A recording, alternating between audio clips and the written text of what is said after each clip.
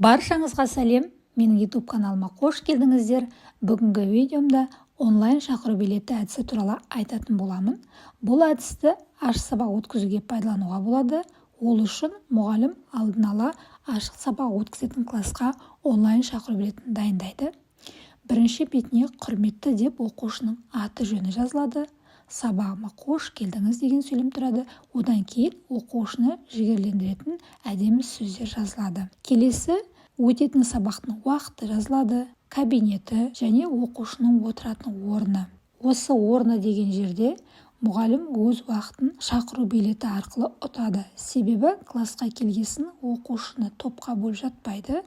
Алдын ала тематикаға байланысты орын дайындалып қояды. Мысалы, 3 топты мұғалім дайындап, әр топқа ат қояды. Сол топтың атын оқушының шақыру билетіндегі орны деген жерге жазып қояды. Сабақ деген жерге мұғалім оқушыдан не сұрайтындығын нақты жазады.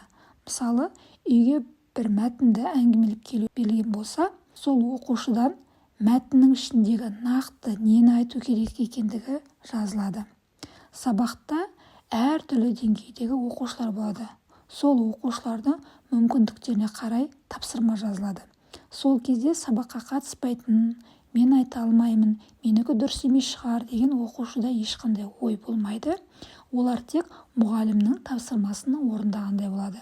Сөйтіп класста тепе-теңдік орнайды. Барлық оқушы бағаланады, сабаққа деген ынтасы, қызығушылығы артады. Міндетті түрде сабақтарыңызға пайдаланып көріңіздер, сіздерге және оқушыларыңызға ұнайтын болады.